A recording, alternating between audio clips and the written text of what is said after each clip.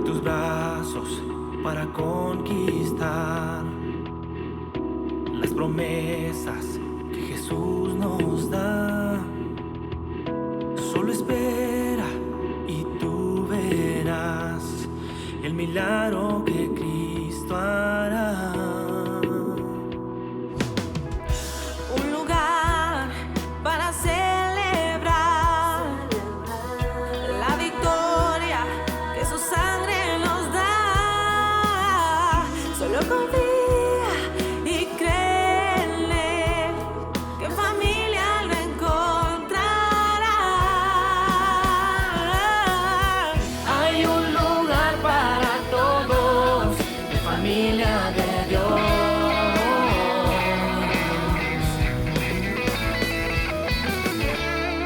En familia de Dios.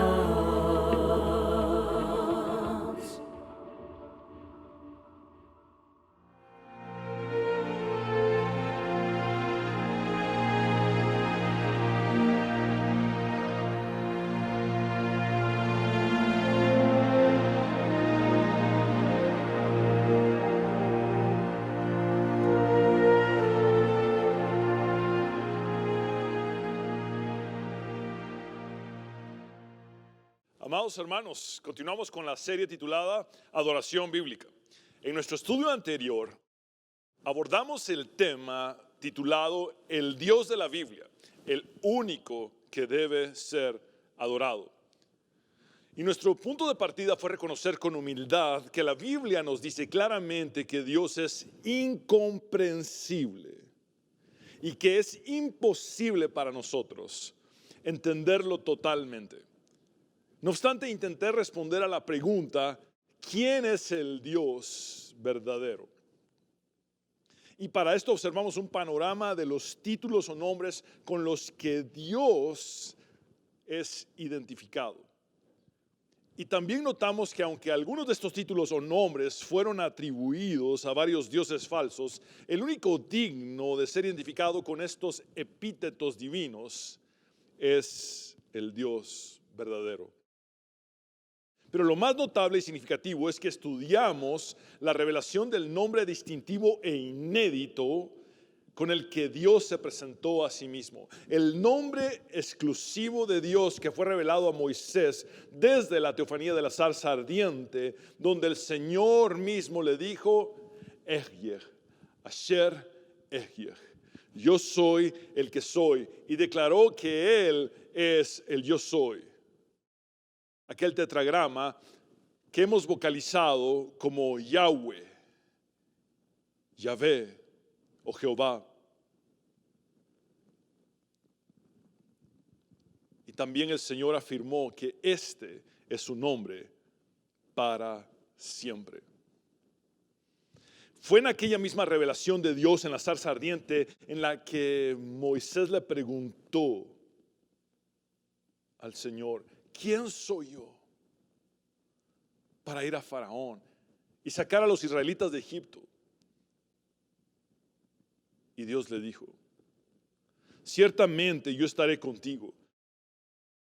Le respondió el Señor, y la señal para ti de que soy yo el que te ha enviado será esta. Cuando hayas sacado al pueblo de Egipto, ustedes adorarán a Dios en este monte. Noten que después de que Moisés reconoció su propia insuficiencia e incapacidad para realizar la misión que Dios le había encomendado, el Señor le respondió de dos maneras. Primero, Dios le prometió que su presencia estaría con él. Segundo, Dios le prometió una señal o prueba futura con la que le demostraría que Él lo había enviado.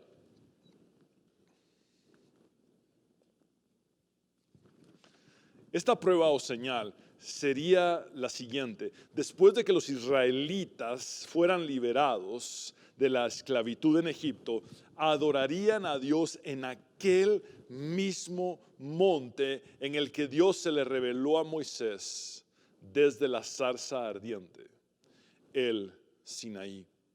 El éxito de la misión de Moisés sería entonces comprobado al ver a todo el pueblo adorando a Yahvé en aquel monte.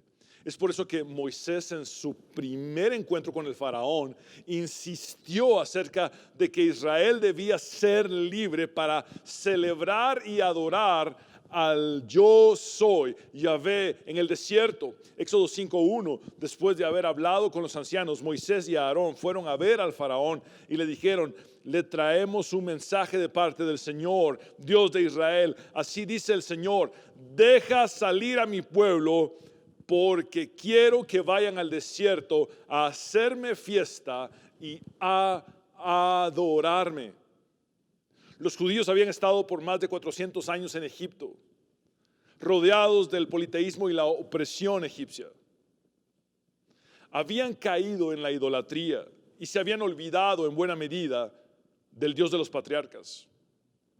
Sin embargo, la revelación que Dios hizo de su nombre personal y la posterior liberación de su pueblo de la esclavitud involucraban una invitación divina para que los hebreos abandonaran la idolatría y conocieran y adoraran solamente al único Dios verdadero, Yahvé. Es precisamente en el cumplimiento del evento anunciado por Dios a Moisés, en el que el pueblo de Israel adoraría a Yahvé en el monte Sinaí, que deseo enfocarme en esta predicación. Aquel evento en el que los israelitas tienen un encuentro con Dios, en el que Yahvé hace una revelación sin precedentes de sí mismo y establece una relación de pacto con ellos, y ellos responden en adoración colectiva o corporativa al Señor. En efecto, este acontecimiento es la cúspide de la revelación de Dios en el Antiguo Testamento. De hecho, el libro del Éxodo, en los capítulos 19 y 20, registra el suceso terrenal de adoración corporativa más impresionante de todas las sagradas escrituras.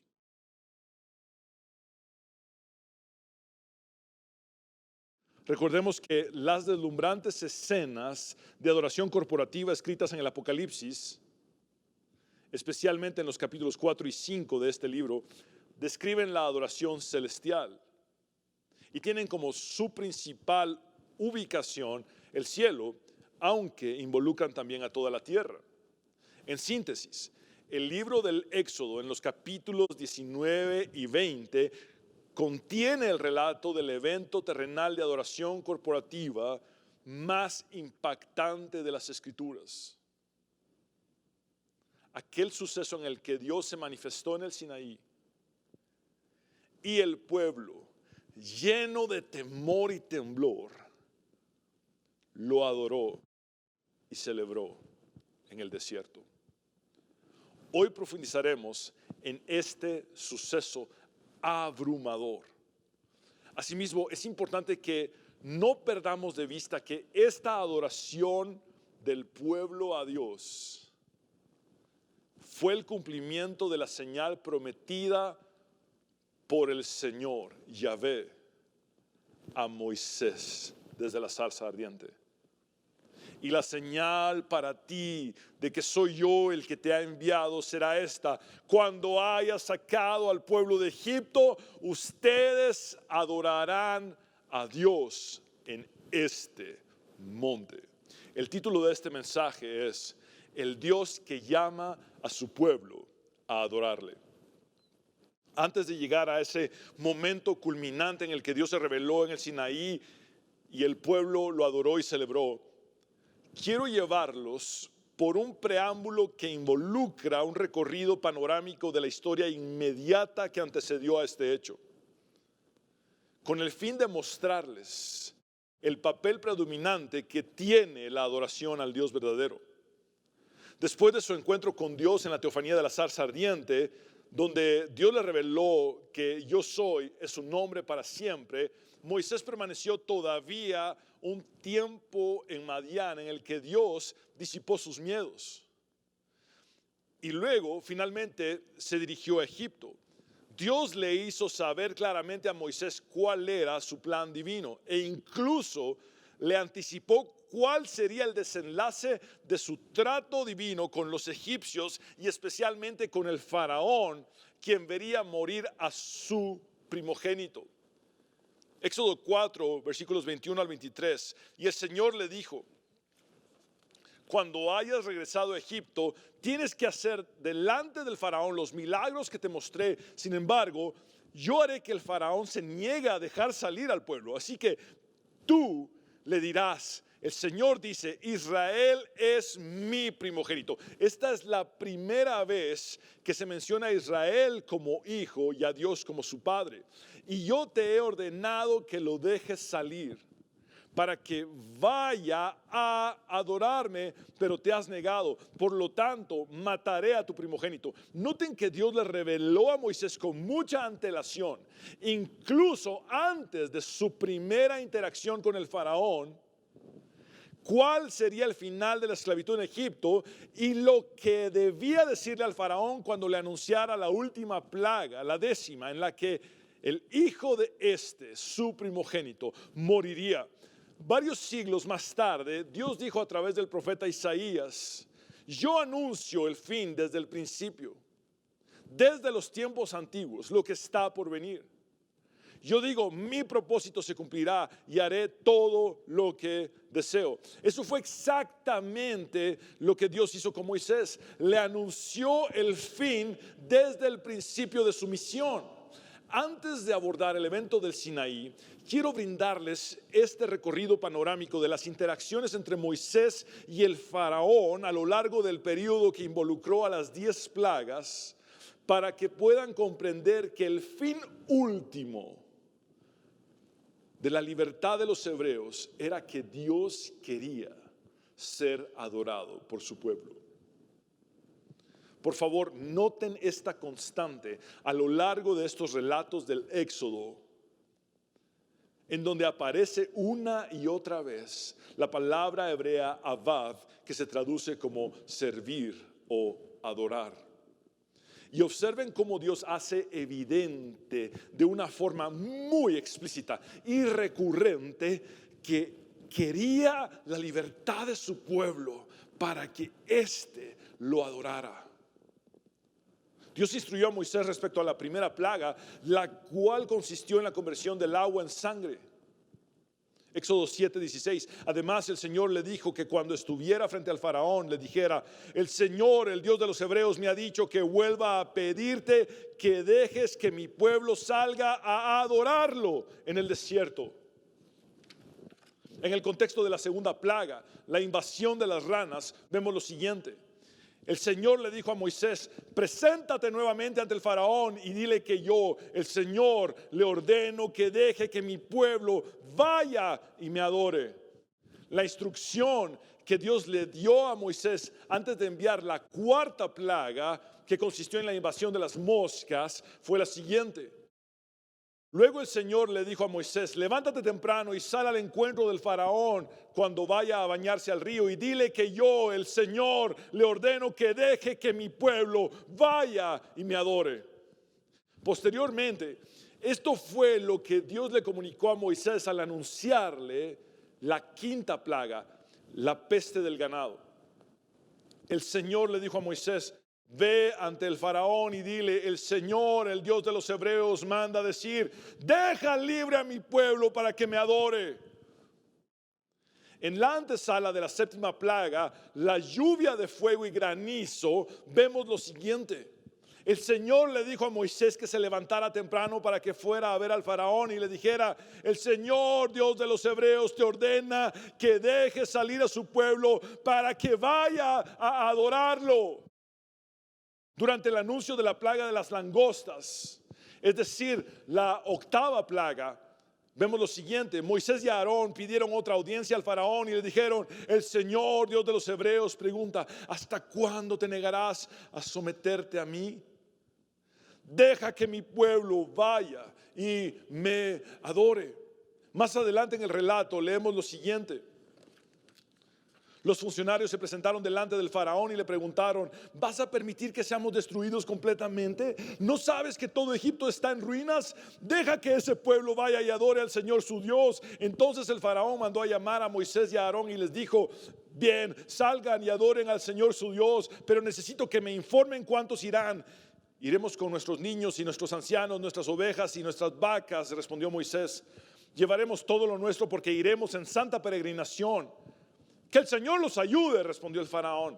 ¿Acaso creen que les dejaré llevar a los pequeños? Ya veo lo que están planeando. Jamás accederé a esto. Si quieren ir a adorar al Señor, entonces vayan solamente ustedes los hombres. Luego echaron de la presencia del faraón a Moisés y a Aarón. Entonces el Señor le dijo a Moisés: levanta tu mano sobre la tierra de Egipto para hacer que vengan langostas a cubrir la tierra y a comer todo lo que quedó después del granizo. En medio de la penumbra de la plaga de las tinieblas, la cual fue la 9ª plaga, sucedió lo siguiente. El faraón mandó llamar a Moisés y a Aarón y les dijo: vayan y adoren al Señor.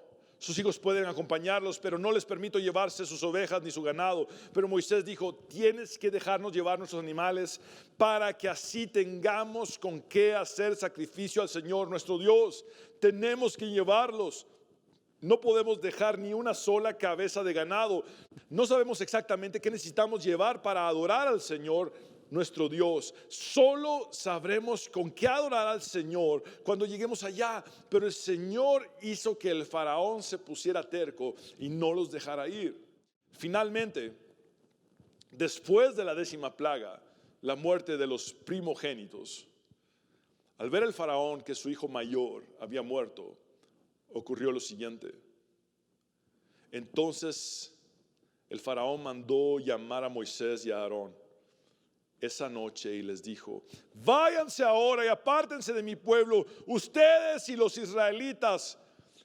Vayan y adoren al Señor tal como dijeron.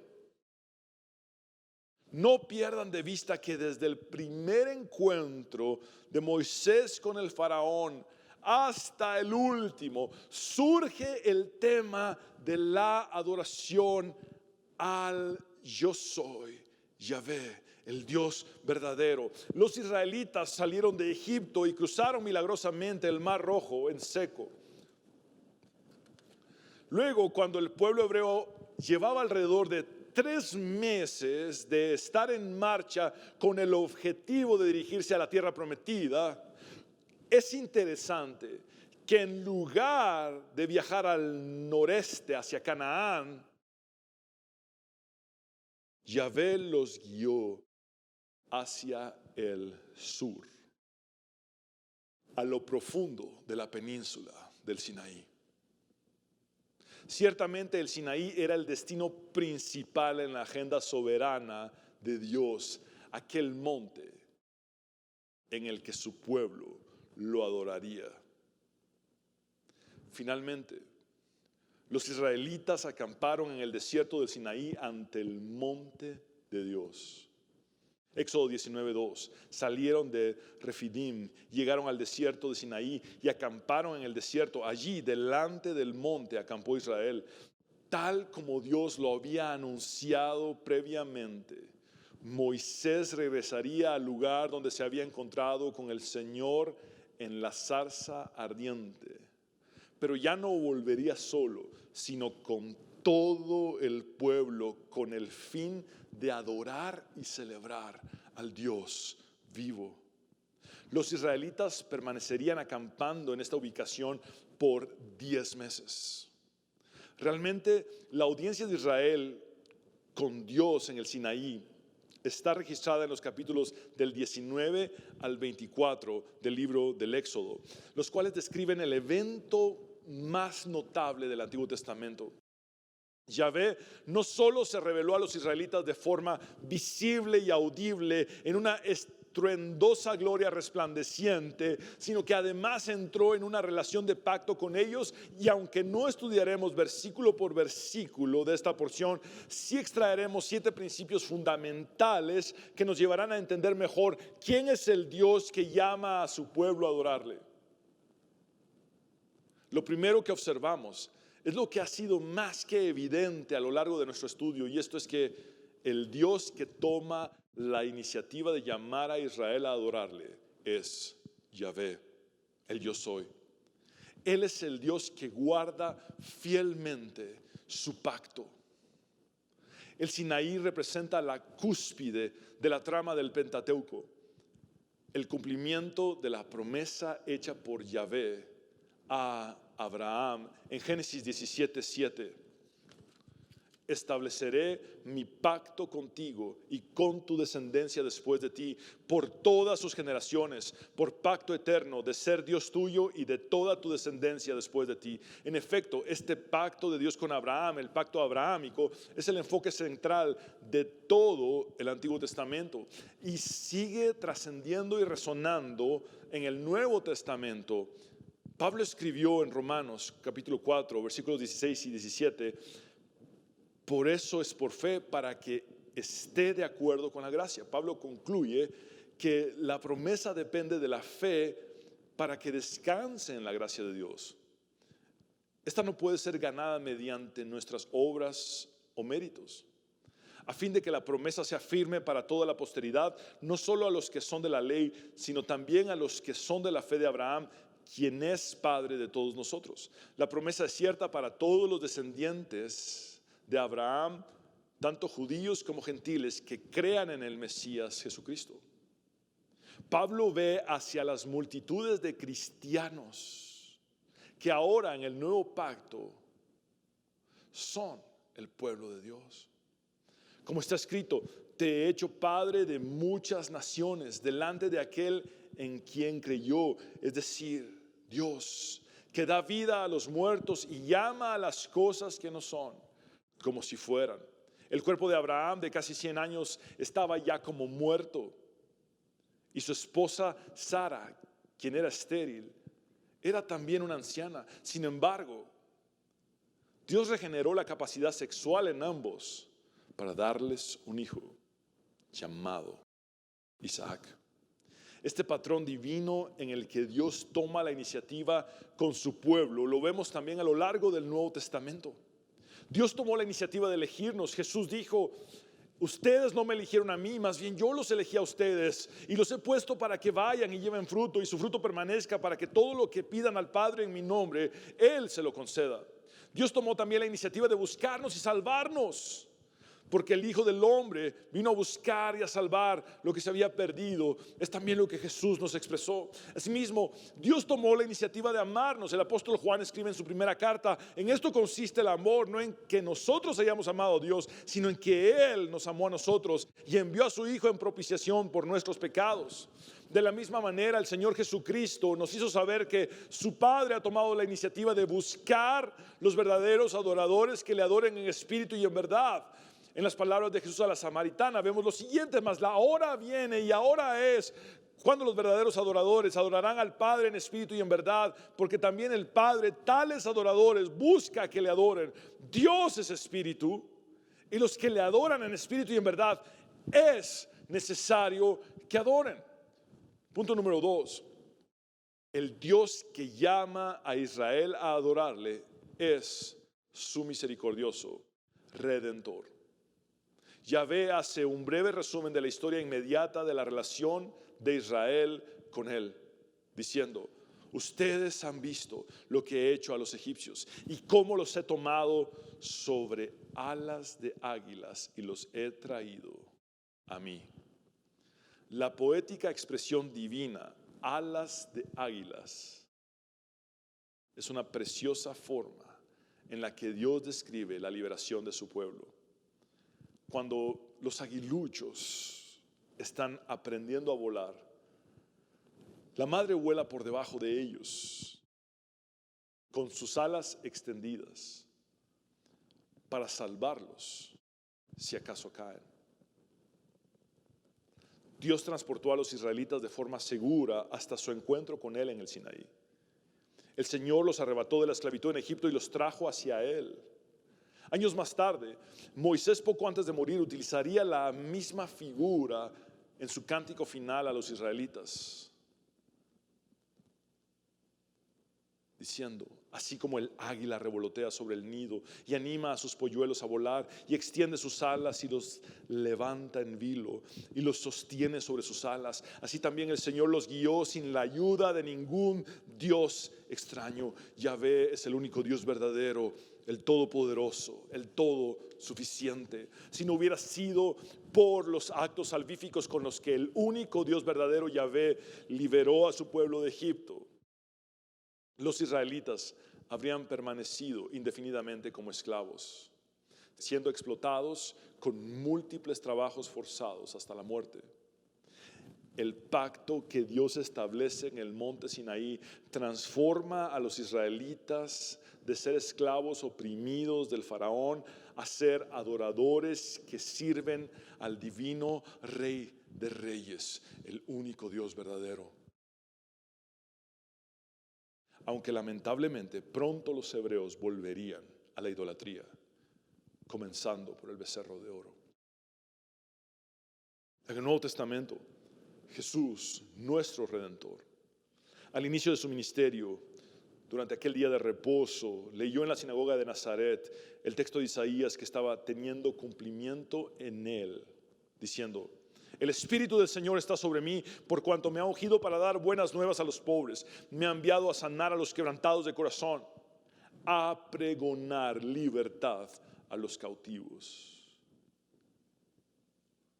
y vista a los ciegos, a poner en libertad a los oprimidos, a predicar el año agradable del Señor. Tiempo más tarde, Pablo escribió en su carta a los romanos: pero ahora que han sido liberados del pecado y se han puesto al servicio de Dios, cosechan la santidad que conduce a la vida eterna. Cristo, nuestro Redentor, nos transformó de ser esclavos del pecado a ser verdaderos adoradores del Dios vivo. Punto número 3. El Dios que llama a Israel a adorarle invita a los suyos a tener una relación personal con Él.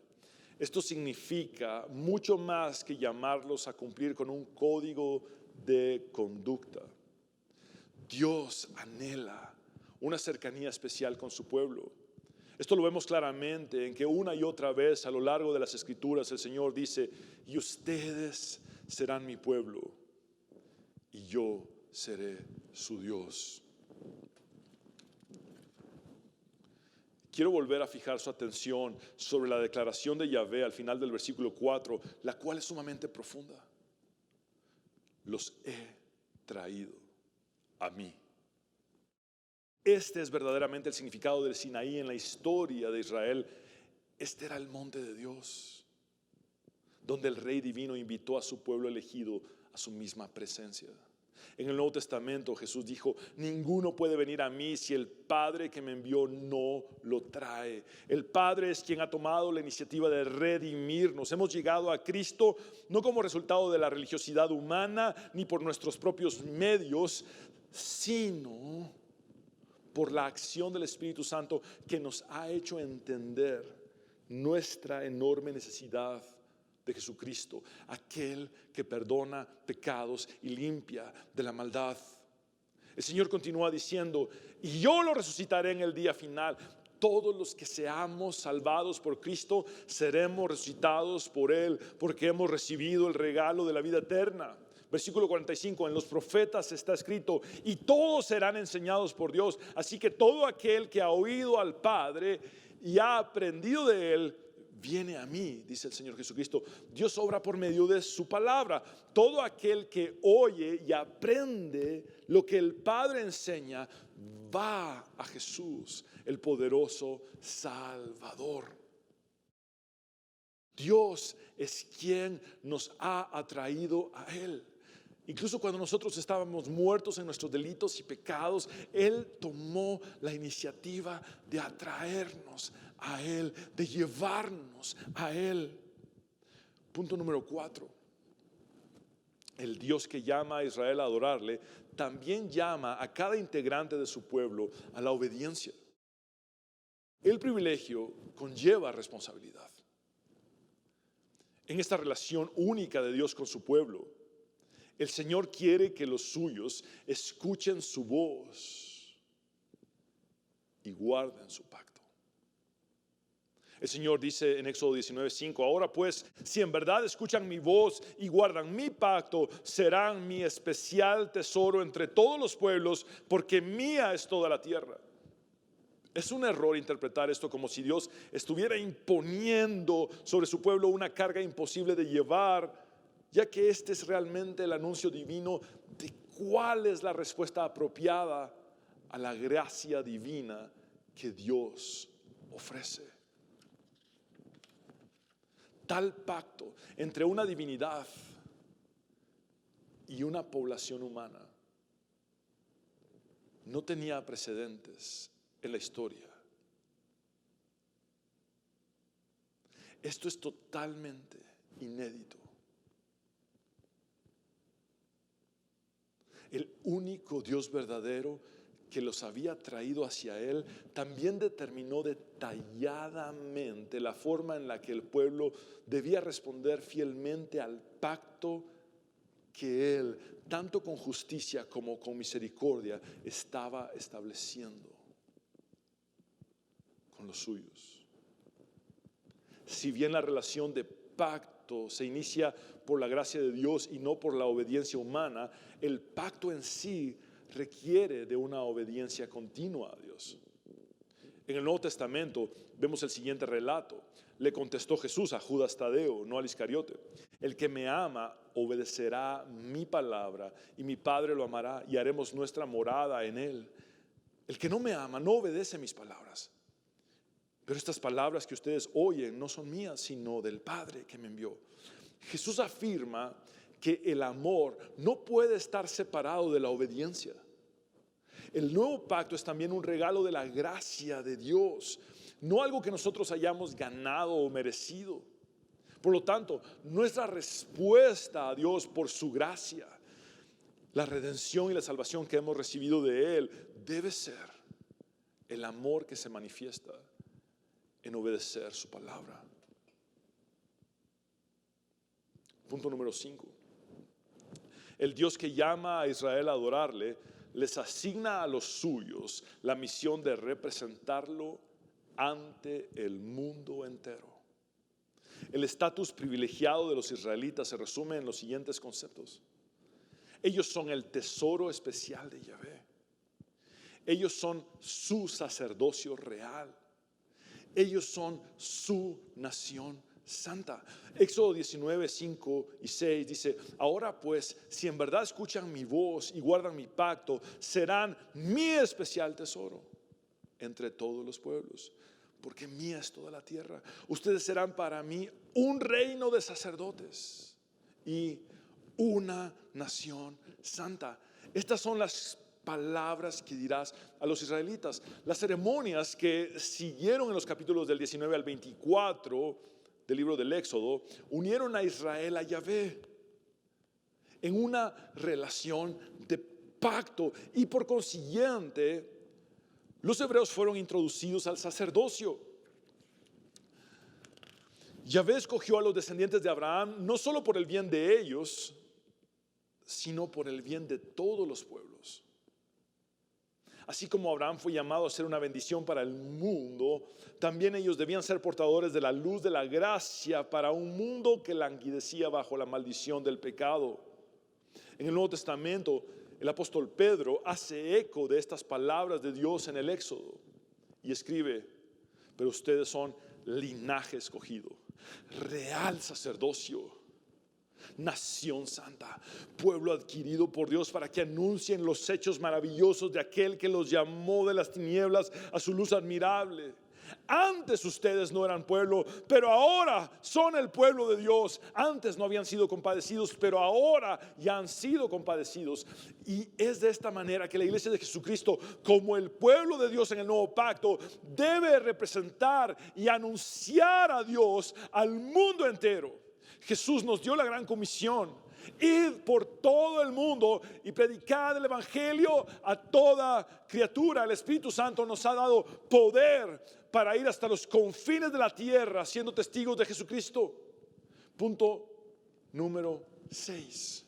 El Dios que llama a Israel a adorarle revela su gloria y santidad indescriptibles.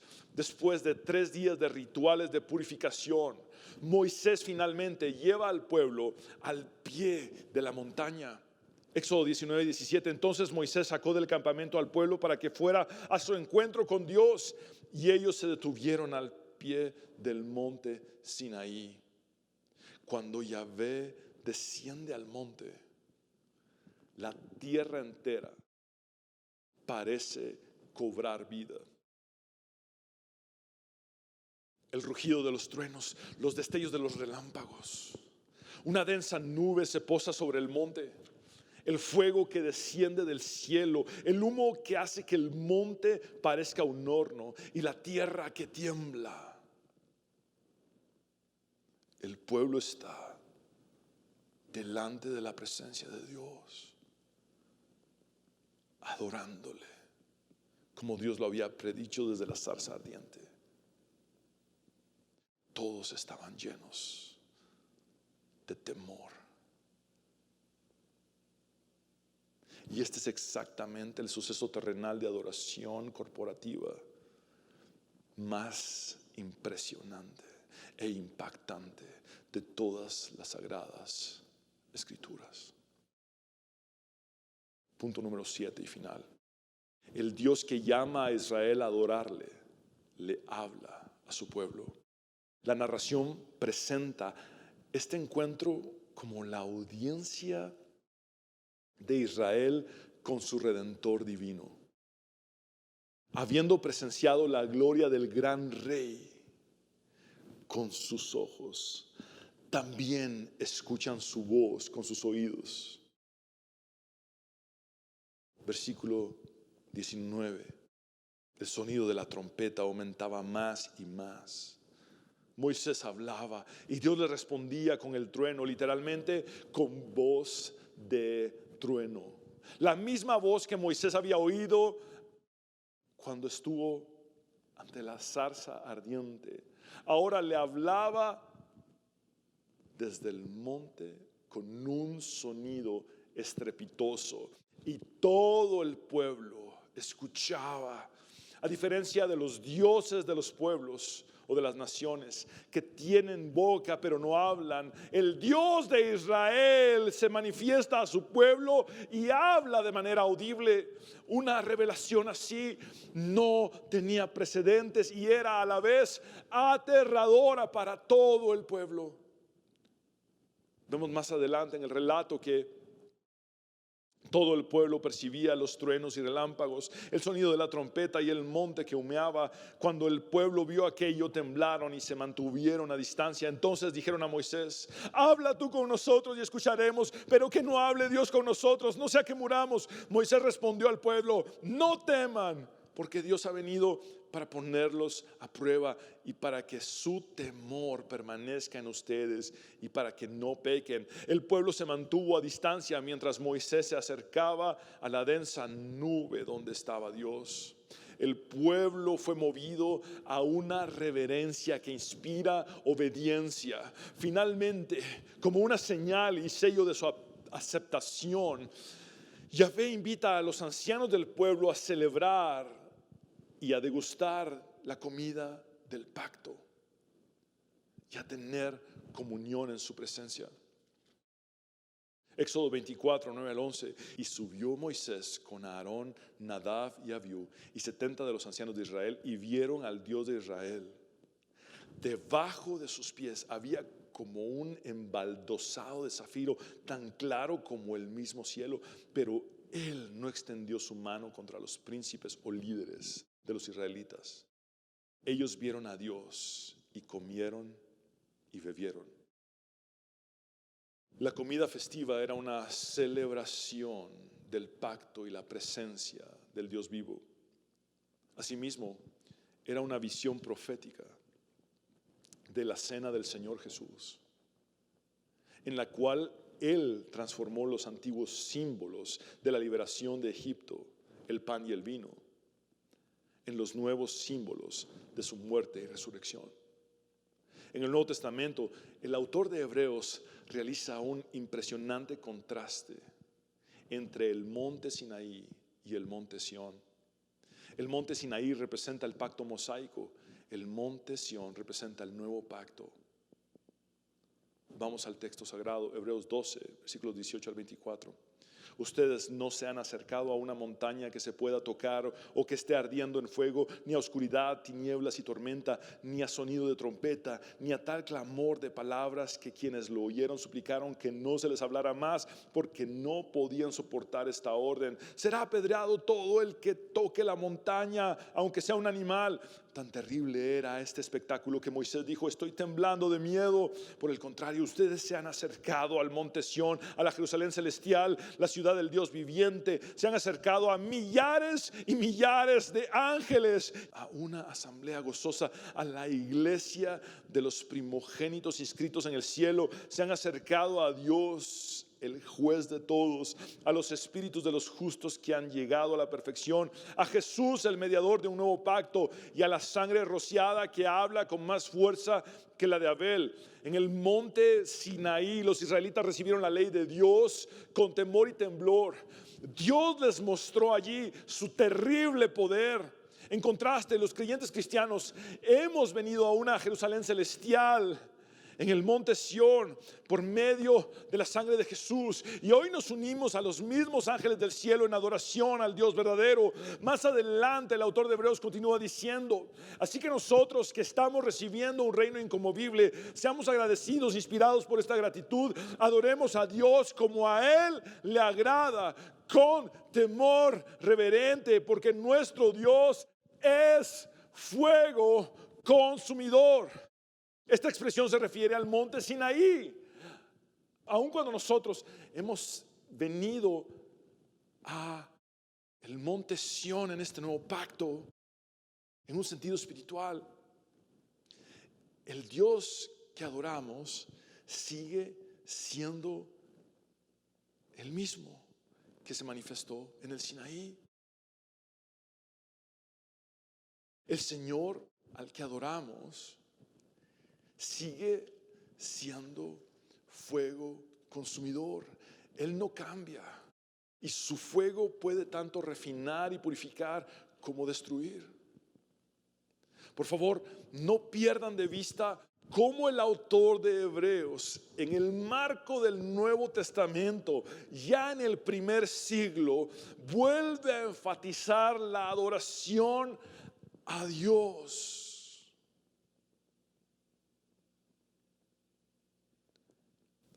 Y aunque hace un contraste entre el monte Sinaí y el monte Sión, el pacto de la ley y el nuevo pacto, la constante de adorar a Dios permanece.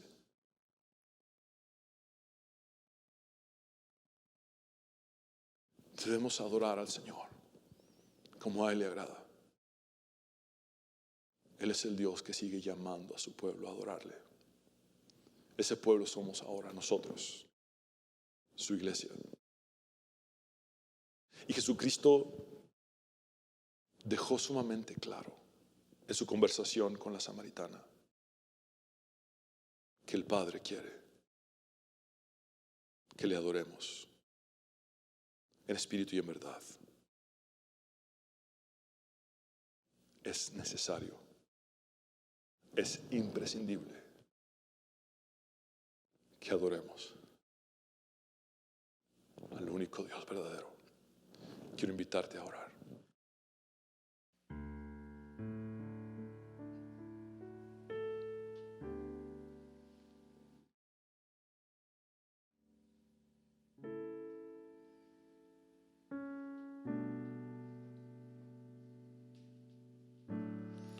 Amado Dios, venimos delante de ti.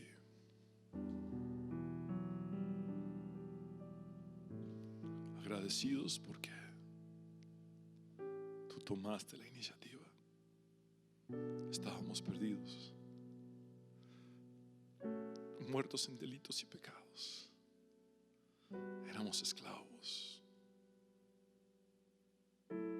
Y tú, nuestro poderoso Salvador, nos diste redención.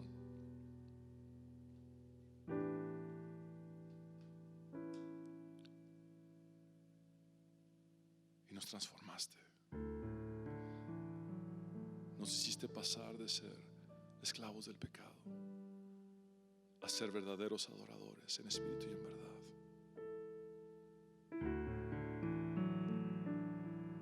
Tú eres el mismo. Tú no cambias, eres el Dios inmutable. Eres aquel que se reveló a Israel en el Sinaí. Y eres el mismo que se revela a nosotros en este monte Sión, en la Jerusalén celestial, a la que tú nos has invitado y de la que nos has hecho parte, porque ahora tu iglesia es tu pueblo. Somos linaje escogido, real sacerdocio, nación santa, que podamos realmente ser tus embajadores y representarte y anunciarte al mundo entero, y que el mundo entero pueda ver el cumplimiento de que gracias a Jesucristo el pacto abrahámico es una realidad, porque de tal manera amó Dios al mundo que dio a su Hijo unigénito, para que todo aquel que en Él cree no se pierda, mas tenga vida eterna. Es en ti, Jesús, que todas las familias de la tierra son benditas. Y hoy podemos cumplir con nuestro propósito verdadero. Hoy podemos cumplir con ese motivo por el cual existimos. Nuestro verdadero propósito y razón es adorarte, Dios. Más que seres humanos, somos seres adoradores, hechos para adorarte en espíritu y en verdad. Hemos nacido de nuevo, hemos nacido del Espíritu para poder realmente adorar en espíritu y en verdad al único Dios digno, al único Dios verdadero, Padre, Hijo, Espíritu Santo. Aun siendo omnipresente, te pones a buscar un verdadero adorador.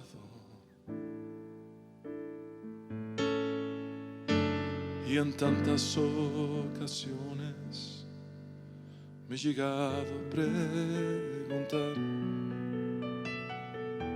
si alguna vez me has de mirar.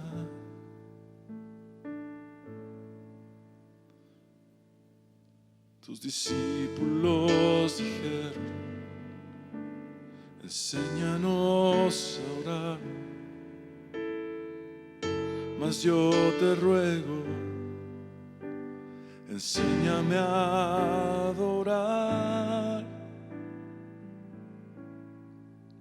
porque tengo el corazón quebrado a tus pies, y por fin ya no me queda nada para mí. Completamente me derramo ante ti, porque desde el suelo encuentro el cielo. Me encuentras tú a mí. Te adoro, Padre, te adoro, Cristo, te adoro, Espíritu, te adoro, Dios, te adoro, Padre, te adoro, Cristo, te adoro, Espíritu, te adoro, Dios, porque tengo el corazón quebrado a tus pies, y por fin ya no me queda nada para mí. Completamente me derramo ante ti, porque desde el suelo encuentro el cielo. Me encuentras tú a mí.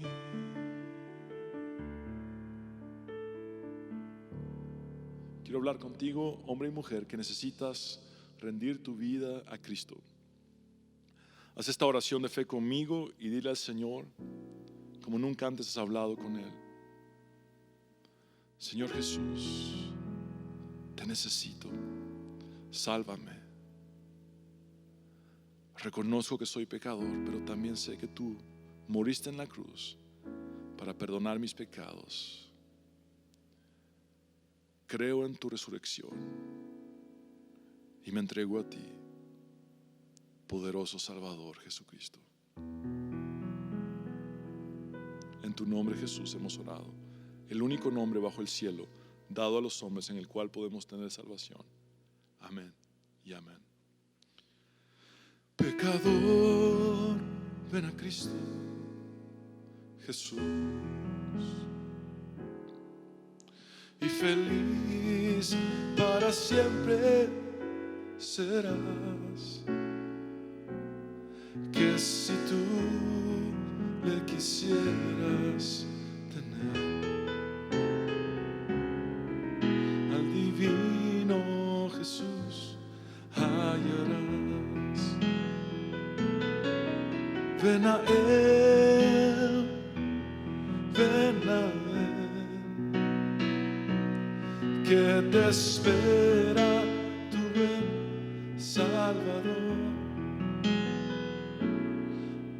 Ven a Él, ven a Él, que te espera tu buen Salvador.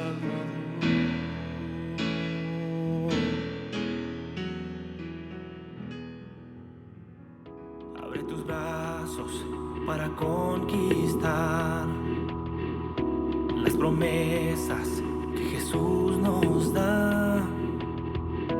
Solo espera y tú verás el milagro que Cristo hará.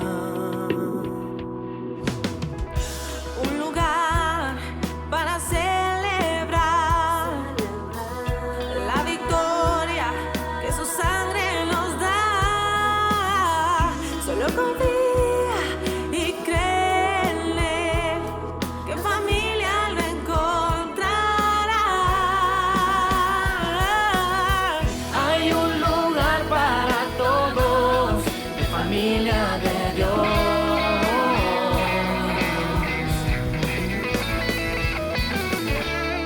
En familia de Dios.